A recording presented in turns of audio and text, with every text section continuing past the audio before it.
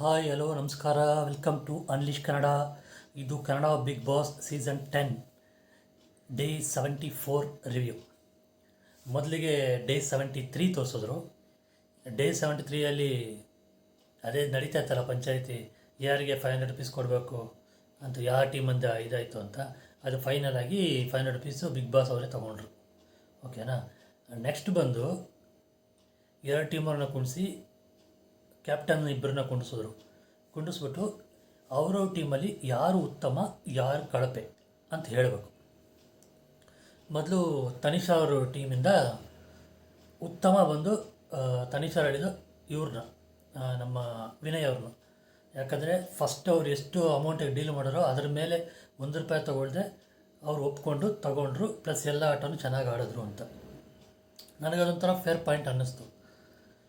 ಕಳಪೆ ಯಾರು ಅಂದರೆ ಕಾರ್ತಿಕ್ ಅಂತ ಹೇಳಿದ್ರು. ಅದಕ್ಕೆ ರೀಸನ್ ಏನು ಕೊಟ್ಟರು ಅಂದರೆ, ಅವರಿಗೆ ಸಾಕಷ್ಟು ಅಮೌಂಟು ಎಲ್ಲರಿಗಿಂತ ಜಾಸ್ತಿ ಕೊಟ್ಟಿದ್ದೀನಿ, ಪ್ಲಸ್ ಅವರು ಒಂದು ಗೇಮಲ್ಲಿ ಪರ್ಫಾರ್ಮ್ ಮಾಡಿದ್ರು, ಏನೋ ಅವರು ಫಿಸಿಕಲ್ ಇದರಿಂದ ಅದಕ್ಕೆ ಆ ಅಮೌಂಟಿಗೂ ಅವ್ರು ಆಡಿದ್ದಕ್ಕೂ ಅಷ್ಟು ಇದಿಲ್ಲ ಅಂತ ಹೇಳ್ಬಿಟ್ಟು ಅವ್ರು ಕಳಪೆ ಅಂತ ಕೊಟ್ಟರು. ಅದನ್ನು ಅವರು ಕಾರ್ತಿಕ್ ಅವರು ಅಕ್ಸೆಪ್ಟ್ ಮಾಡಿಕೊಂಡ್ರು. ಯಾಕಂದರೆ ಅವ್ರು ಒಂದು ಗೇಮ್ ಮಾಡಿದ್ದು ಅಮೌಂಟು ಜಾಸ್ತಿ ಹೋಗಿದೆ ಅಂದ್ಬಿಟ್ಟು ಅವ್ರು ಅಕ್ಸೆಪ್ಟ್ ಮಾಡಿಕೊಂಡ್ರು. ಈ ಕಡೆ ಸಂಗೀತ ಅವ್ರ ಟೀಮಿಂದ ಯಾರು ಉತ್ತಮ ಅಂತ ಕೇಳಿದ್ದಕ್ಕೆ ಇವರು ನಮ್ರತಾ ಅವರು ಅಂತ ಹೇಳಿದ್ರು. ನಮ್ರತಾ ಅವರು ಎಲ್ಲ ಚೆನ್ನಾಗಿ ಪರ್ಫಾರ್ಮ್ ಮಾಡಿದ್ದಾರೆ ಅಂತ ಹೇಳಿದ್ರು. ಕಳಪೆ ಯಾರು ಅಂತ ಹೇಳಿದ್ದಕ್ಕೆ ನಮ್ಮ ಅವಿನಾಶ್ ಅಂತ ಹೇಳಿದ್ರು. ಯಾಕಂದರೆ ಅವರು ಎಲ್ಲರೂ ಕಂಪೇರ್ ಮಾಡಿದ್ರೆ ಅಷ್ಟಾಗಿ ಪರ್ಫಾರ್ಮ್ ಮಾಡಿಲ್ಲ ಅಂತ. ಅದು ಹೇಳೋವಾಗಲೇ ಗೊತ್ತಾಯಿತು ಇದು ಪಕ್ಕಾ ಅನ್ಫೇರ್ ಡಿಸಿಷನ್ನು ಅಂತ. ಯಾಕಂದರೆ ನನಗೆ ಗೊತ್ತಿದ್ದು ಅವಿನಾಶ್ ಅವರು ಸೂಪರಾಗಿ ಆಡೋರು. ಯಾಕಂದರೆ ಆ ಕಡೆ ವಿನಯ್, ಮೈಕಲ್ಲು ಅಂಥವ್ರನ್ನ ತಡೆಗಟ್ಟಕ್ಕೆ, ಕಾರ್ತಿಕ್ ಅಂಥವ್ರನ್ನ ತಡೆಗಟ್ಟಕ್ಕೆ ಇವರು ಮೈಕಲ್ ತುಂಬ ಕಷ್ಟ ಬಿದ್ದರು. ಇನ್ಫ್ಯಾಕ್ಟ್ ಹೇಳ್ಬೇಕಂದ್ರೆ ವಿನಯ್ ಅವರು ಅವಿನಾಶ್ ಅವ್ರನ್ನ ಇದೆಲ್ಲ ಮಾಡಿದ್ರು, ಕೆಳಗಡೆ ಎಲ್ಲ ಇದು ಮಾಡಿದ್ರು. ಆದರೆ ಅವ್ರು ಇದು ಮಾಡಿಲ್ಲ, ಚೆನ್ನಾಗಿ ಆಡಿದ್ರು. ಅದಕ್ಕೆ ಅವಿನಾಶ್ ಅವರು ಒಪ್ಕೊಂಡಿಲ್ಲ, ಇದು ಕಳಪೆನೂ ನನಗೆ ಯಾಕೆ ಇಷ್ಟ ಆಗ್ತಾಯಿಲ್ಲ, ಬಟ್ ಸ್ಟಿಲ್ಲು ಇದು ಮಾಡ್ತೀನಿ ಅಂತ. ಮೈಕಲ್ ಅವ್ರಿಗೂ ಸಂಗೀತ ಅವರು ಭಯಾನಕ ವಾರ ಆಯಿತು. ಯಾವ ಲೆವೆಲ್ಗೆ ಹೋಯ್ತು ಅಂದರೆ ನೆಗೆಟಿವ್, ನೀವು ಮನೇಲಿರೋದೇ ನೆಗೆಟಿವ್ ಅಂತ ಹೇಳೋದು ಮೈಕಲ್ ಅವರು. ಆ ಲೆವೆಲ್ಗೆ ಹೇಳೋ ಅವಶ್ಯಕತೆ ಇರಲಿಲ್ಲ. ನೆಗೆಟಿವ್ ಅದು ಎಲ್ಲರೂ ಪಾಸಿಟಿವ್ನೇ ಬರುತ್ತೆ ಅಲ್ಲಿ, ಯಾಕಂದರೆ ಗೇಮ್ ಅಂದರೆ ಗೇಮು. ಬಟ್ ಸಂಗೀತ ಅವರು ಮಾತಾಡೋ ರೀತಿ ಯಾಕೋ ಸರಿ ಇಲ್ಲ. ಏನೋ ಒಂಥರ ಈ ಗಾಂಚಲಿ ಮಾತಂತಾರಲ್ಲ ಆ ಥರ, ನಾನು ಅನ್ನೋದು ಜಾಸ್ತಿ ಇದೆ ಅವ್ರಿಗೆ ಗೌರವ. ಈ ಕಡೆ ಮೈಕಲ್ ಅವರು ಏನಾಯ್ತು ಅಂದರೆ, ಮೈಕಲ್ ಅವರಿಗೆ ಈ ಕಡೆ ಉತ್ತಮನೇ ಸಿಕ್ಕಿಲ್ಲ, ಕಳಪಿನಿಗೆ ಸೆಂಟ್ರಲ್ಲಿ ಯಾವ ಲೆವೆಲ್ಗೆ ಅವ್ರಿಗೆ ಆಟ ಆಡೋದಂದರೆ, ತುಕಾಲಿ ಸಂತೋಷ್ ಅವ್ರಿಗೂ ಭಯಂಕರ ಫೈಟ್ ಆಯಿತು. ಇನ್ಫ್ಯಾಕ್ಟು ಕೈ ಮೇಲಾಯಿಸೋದೇ ಆಯಿತು, ಆ ಲೆವೆಲ್ಗೆ ಆಯಿತು. ಅವ್ರಿಗೆ ನಮ್ರತಾ ಅವ್ರಿಗಿಂತ ಮೈಕಲ್ ಅವ್ರು ಏನು ಕಡಿಮೆ ಆಡಿದ್ದಾರೆ, ನನಗೆ ಏನು ಅನಿಸ್ತಾ ಗೊತ್ತಾಗ್ತಾಯಿಲ್ಲ. ಇದು ಸೂಪರಾಗಿ ಆಡಿದರು ಮೈಕಲ್ ಅವರು. ವಿನಯ್ ಅವ್ರ ಹತ್ರ ಜಗಳ ಮಾಡಿಕೊಂಡ್ರು, ತುಕಾಲಿ ಅವ್ರ ಹತ್ರ ಜಗಳ ಮಾಡಿಕೊಂಡ್ರು, ಕಾರ್ತಿಕ್ ಅವ್ರ ಹತ್ರ ಜಗಳ ಅಷ್ಟು ಹೇಳಿದ್ರು ಅವ್ರು ಉತ್ತಮ ಇಲ್ಲ ಅಂದರೆ ಇದು ಅನ್ಫೇರ್ ಅಲ್ವಾ.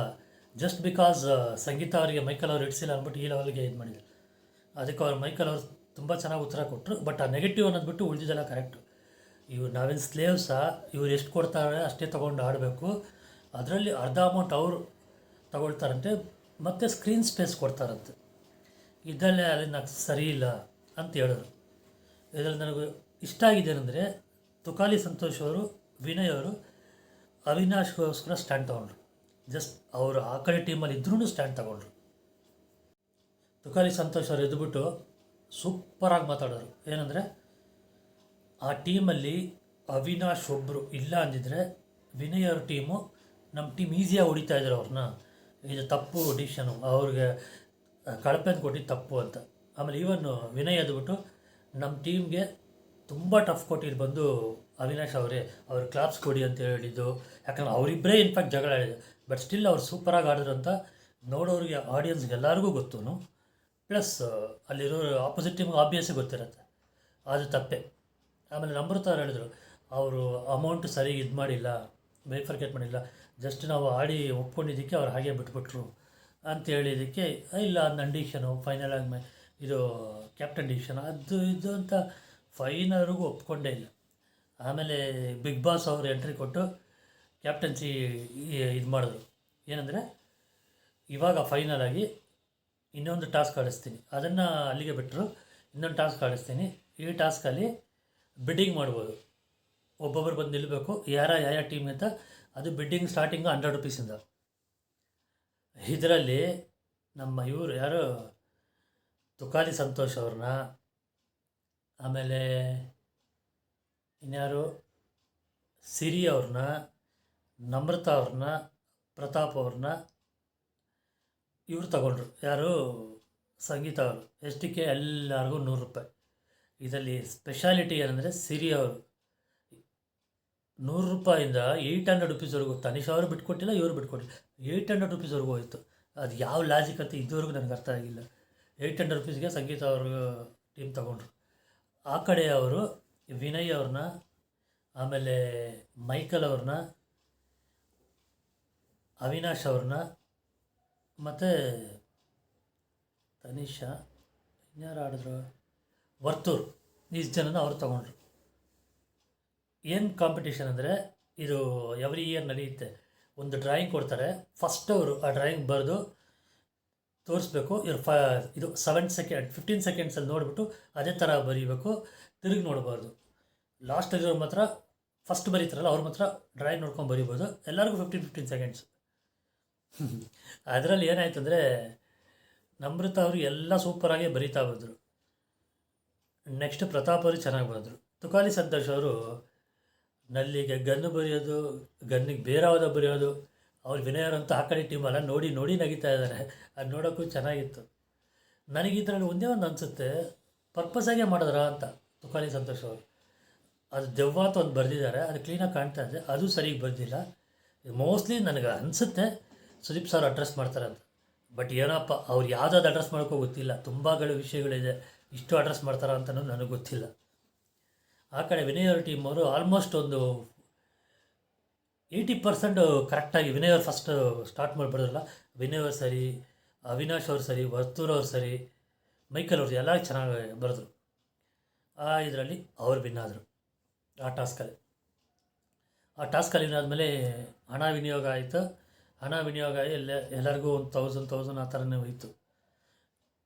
ಇದಾದಮೇಲೆ ಇವರು ತುಕಾಲಿ ಸಂತೋಷ್ ಅವರು ಸಾರಿ ಸಂಗೀತ ಅಂತೇಳಿ ಕೈ ಕೊಟ್ಟಿಲ್ಲ. ಅದಕ್ಕೊಂದು ಜಗಳ.